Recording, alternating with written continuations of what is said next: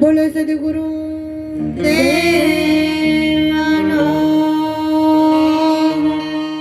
સનાતન ધર્મ કી બોલો દોલતરામ મહારાજ કી નિર્માણ માર્ગ કી પધારેલા હરિગુરુ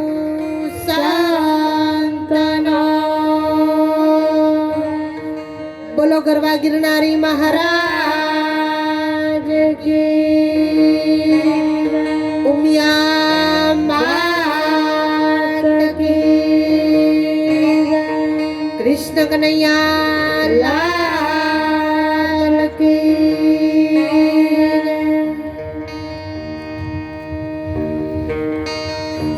આજના પ્રસંગમાં આસન ઉપર પધારેલા પરમ પૂજ્ય વંદનીય બ્રહ્મજ્ઞાની બ્રહ્મક્ષોત્રિય અને જેમને કોરોનાની મહામારીમાં ખૂબ જ એવી સેવા કરી અને વિશ્વ લેવલે એવોર્ડ પ્રાપ્ત કર્યો છે એવા વંદનીય સંત શ્રી દોલતરામ બાપુને તાળીઓના ગળગળાટે વધાવી લઈએ. બાજુમાં બિરાજમાન અમારી સીતા માતાજી આપણા જૂનાગઢ આશ્રમના વહીવટ કરતા મનુભાઈ સાહેબ, જશોદાબેન, સાજીદા ભાઈઓ, ભજનીક બહેન શ્રી અને જેમને સંતો અને દેવી દેવતા ઉપર પૂર્ણ ભરોસો છે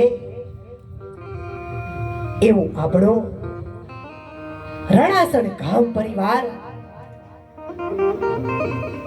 અને પધારેલા સજ્જનો વડીલો, ભાઈઓ બહેનો અને વાલા બાલ ગોપાલના ચરણોમાં વિશ્વ ભારતીના લાખો વાર વંદન અને નમસ્કાર છે. જ્યારે આજનો પ્રસંગ તો એવા વંદનીય બબુબાના શ્રદ્ધાંજલિના કાર્યક્રમના નિમિત્તે છે.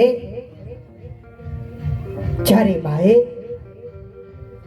એમના જીવનમાં ખૂબ જ પુણ્યની કમાણી કરી હશે. આ હાથે ટુકડાનું દાન કર્યું હશે અને મુખેથી ખૂબ જ ભગવાનનું નામ લીધું હશે. તો તિથિના નિમિત્તે સંતોના પગલા થાય અને એનાથી વધારે કહીએ તો ભગવાનના નામનો સત્સંગ થાય. તમે બધું કરાવી શકો છો, પણ એક સંતોના પગલા કરાવવા અને ભગવાનના નામનો સત્સંગ કરાવો એ તો ખૂબ જ પુણ્યશાળી આત્મા હોય એના શ્રદ્ધાંજલિના કાર્યક્રમના નિમિત્તે બની શકે છે. જ્યારે સંતોના પાવન પગલા જો આપણા આ રણાસણ ગામમાં થાય તો આપણું ગામ પણ પવિત્ર બની જાય છે. એમની ચરણ રજ જો આ ધરતીને અડે તો એને પણ ધીરજ ધામ બનાવી દે છે. જ્યારે સંતોની અમૃત વાણીથી આ મનખા જન્મ કેવી રીતે સફળ બનાવવો એ સંતો આપણને શીખવાડે છે. ત્યારે આપણને તુલસીદાસ મહારાજે રામાયણમાં સમજાવ્યું છે કે દુર્લભ મનુષ્ય તન પાવા, આ માણસનો જન્મ મળવો એ ખૂબ મુશ્કેલ છે અને જો એ મળી જાય તો આપણે એનો સદુપયોગ કરી લેવો જોઈએ. જ્યારે દેવી દેવતા પણ પ્રાર્થના કરે છે કે ભગવાન જો એક વખત માણસનો જન્મ આવશે તો અમે પૂનદાનમાં પાછી પાની કરીશું નહીં. ત્યારે આપણને સાખીમાં સમજાવ્યું છે કે મનુષ્ય જન્મ મોઘો મળ્યો, જાણ્યો નહીં તે મરવ, એક શેર લોટને કારણે તે કોટિક બાંધ્યા છે કરમ. અને ત્યારે આપણને ભજન વાણીમાં પણ સમજાવ્યું છે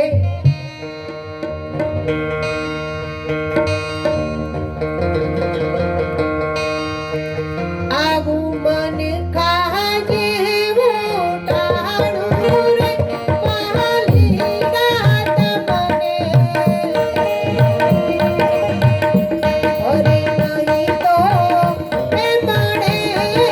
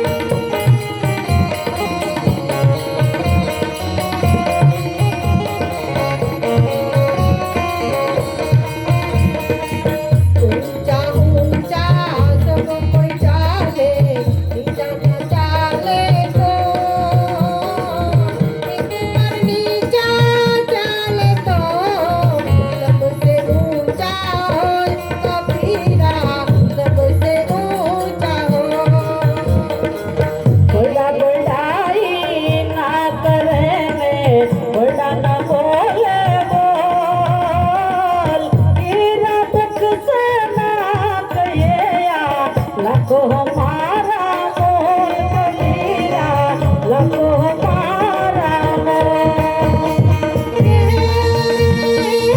રામ જન્માલ ને કરાયા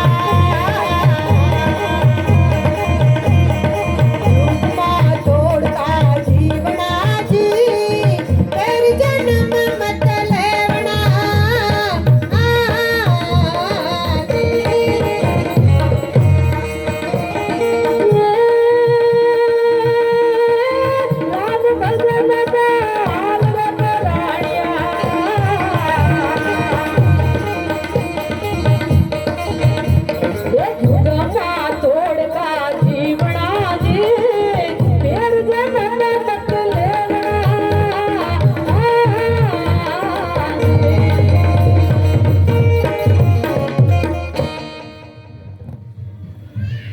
ત્યારે સંતોએ આપણને કહ્યું છે કે જો ભગવાને આપણને આ મનખા જન્મ આલ્યો હોય તો ખૂબ માપમાં રહેજો.